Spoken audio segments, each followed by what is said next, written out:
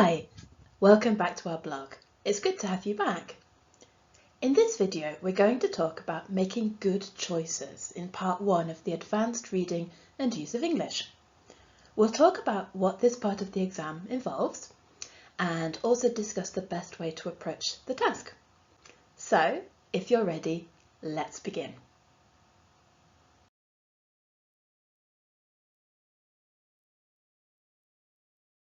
First of all, let's recap what this task is all about. Part 1 of the Reading and Use of English is a gap fill. You're given a short text that includes 8 gaps, and for each of the 8 gaps you need to choose the correct answer from multiple choice options A to D. Part 1 mostly tests your vocabulary knowledge, so you need to choose the answer with the correct meaning, but you also need to make sure that the answer fits the sentence grammatically.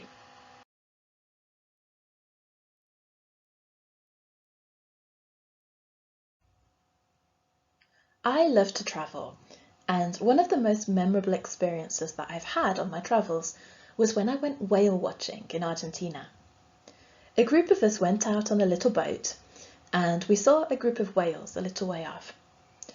After a while, one of them, it was about the length of 3 full-size buses, came right up to the boat and swam alongside us.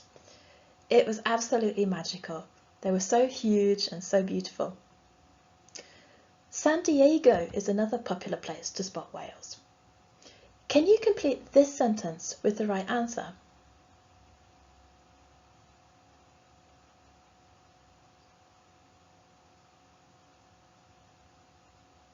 Did you get it? The right answer is C, declared. It's the only one of these 4 answers that makes sense.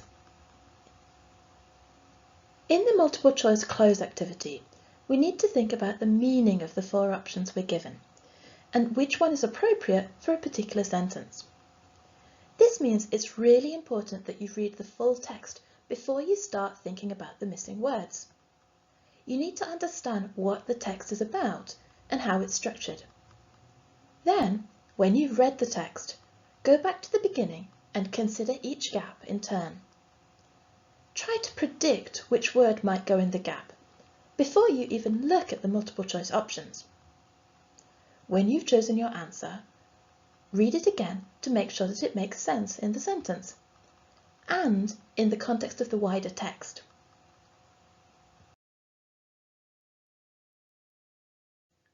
Let's do a short exercise to get you thinking about the precise meanings of different words.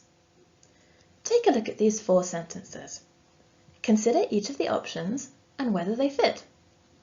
Pause the video while you answer the questions and then press play to check your answers. Okay, here are the correct answers: reveals, causes, access and breakthrough. If you got any answers wrong, check in a good online dictionary to see why the meaning isn't correct for that particular sentence.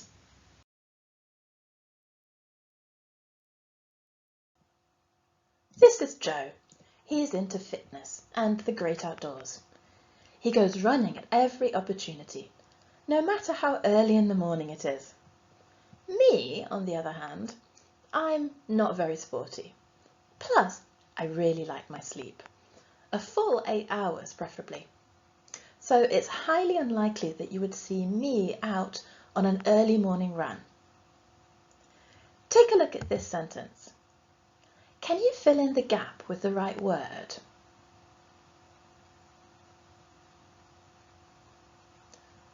What do you think? Well, the correct answer is slim. The chances are slim to none, meaning somewhere between very unlikely and completely impossible. The answer is slim because it's the only one of the 4 options that collocates with the word chance. A slim chance. As you probably know, collocations are words that go together, that just sound right to native speakers. In part 1, you need a good knowledge of collocations to pick the right answer and to rule out the options that don't collocate.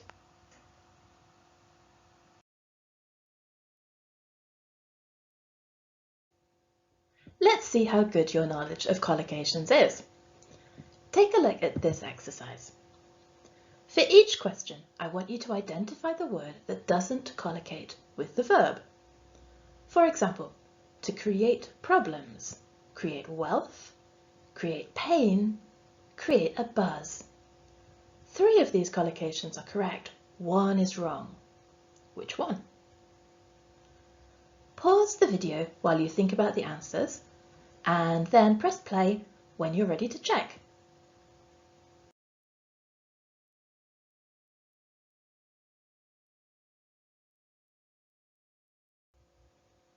Okay, was it easy? Let's see.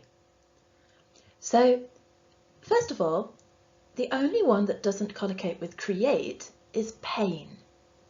Instead, we often use the verb to inflict pain.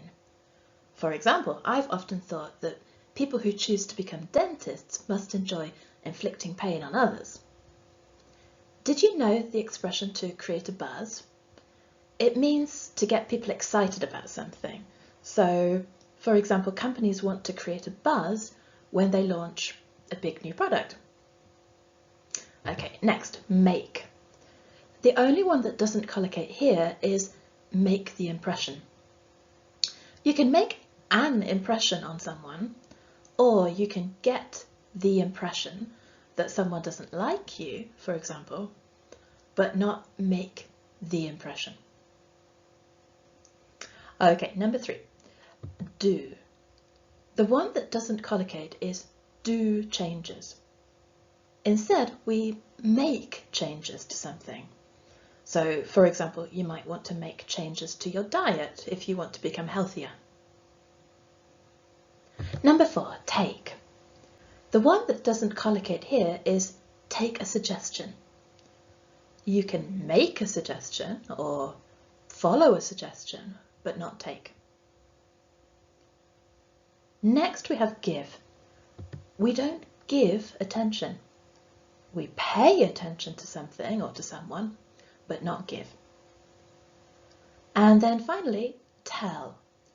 The odd one out here is a few words. Instead, we have the expression to say a few words, which means to give a short speech, for example, at a wedding. And by the way, to tell a fib means to tell a lie.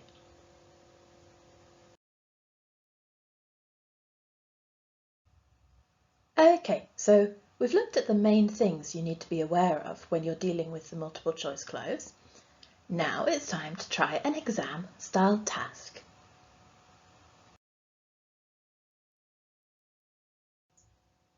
Here's the multiple choice close about the London Marathon. Pause the video while you read the text and choose A, B, C or D for questions 1 to 8. Think carefully about the meaning of the words, as well as whether they collocate with the rest of the sentence. In the exam, you should spend about 5 minutes of this task. Press play when you're ready to check your answers.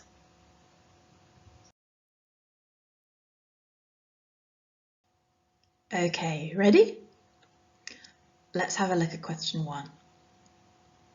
We can eliminate answers A and B because they don't make sense in the context of this sentence. We appoint someone to a particular role or position, such as appointing someone to the board of directors, and that just doesn't work here. Then, when it comes to option B, you might be more familiar with the noun transaction. The verb means to conduct or to complete business. For example, we hope that the sale will be transacted in a couple of days. So then, if we rule out A and B, we're left with options C and D, and it's a matter of collocation. Which of these verbs collocates with the noun the impossible? Well, the answer is D, achieving. Option C doesn't work here, not unless we change the sentence structure to making the impossible happen.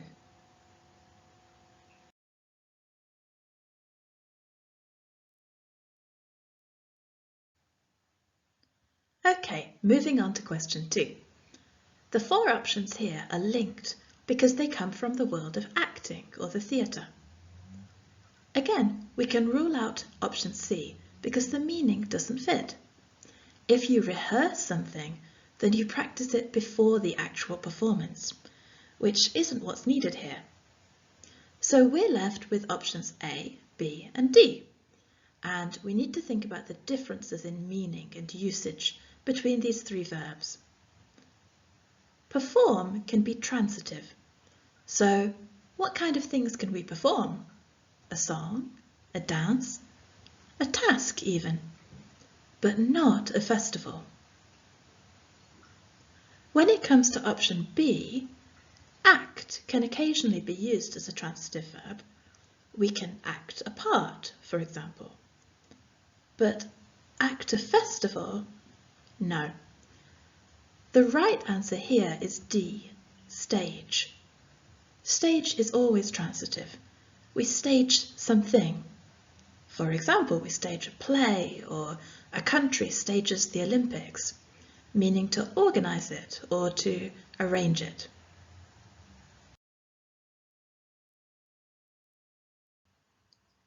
Now, let's move on to question 3. Here, options A, B, and C, fastened, tied, and secured, can have nearly identical meanings in some situations.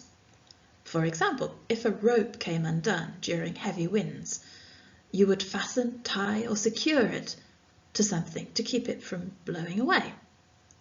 However, in this particular question, it's not that meaning that's required. Which verbs collocate with contract? Well, you can get a contract, you can bid for a contract, win a contract. If you're lucky, then once you've bid for a contract, you will secure it. That means get it, obtain it. So, neither A nor B work here, and neither does option D, possess.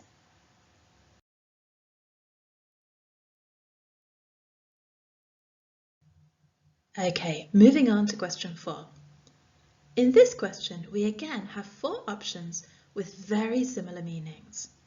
4 nouns that can all be used in different contexts to talk about someone or something's position, perhaps in a particular organization or in society. But although some of these words might be synonyms in particular sentences, only one of them fits this sentence. The text is talking about officially establishing the London Marathon as a charity, and charitable collocates with the noun status. Option C.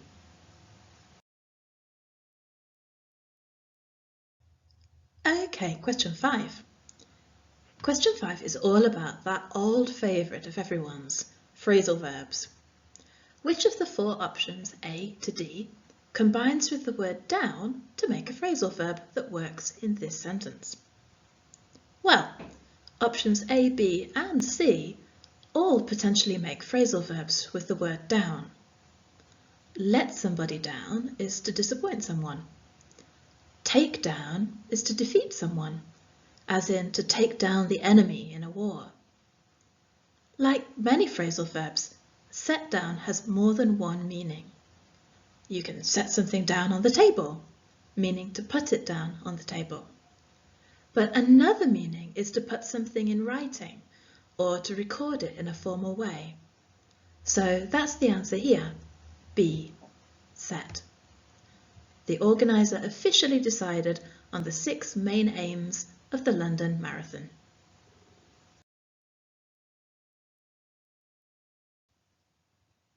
Question 6. Here, our 4 options are 4 nouns connected to geography. When you analyse the sentence containing gap number 6, what you need to realise is that it contains an idiom. To put Britain firmly on the What's the text trying to say? Well, if you examine it, what the organiser wants is to make Britain's success well known around the world. So for other countries to recognise that Britain is able to stage important events. The missing word from the idiom is map.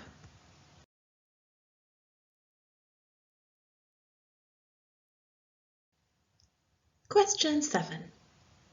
Here, your options are 4 adjectives. With the exception of option D, they're all connected to the order of something in a sequence. The odd one out is option D, primitive, which means something basic, not advanced. Option C might be a new word for you, but even if it is, maybe you chose that one as the correct answer by ruling out the others. Penultimate means second to last, and former means previous.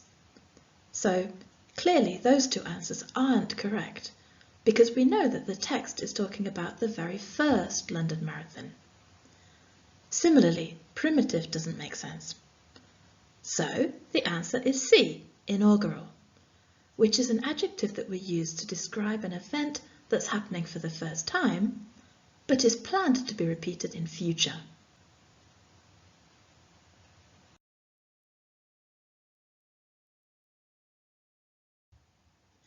Finally, question 8. The correct answer here can be followed by the structure to be plus a noun. The only option that can do this is D, proving to be. While option C, resulting, could have a similar meaning, you should recognize that this needs to be followed by in, resulting in. So, how did you do? If you got any answers wrong, then make sure you understand why it was wrong. Mistakes are always an opportunity to learn something.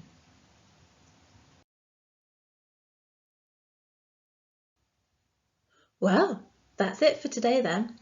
Those are our tips on how to manage reading and use of English Part 1. I really hope that you found this video useful. If so, then please click the like button and share it on your socials. Enjoy the rest of your day, and I hope to see you soon in the next video.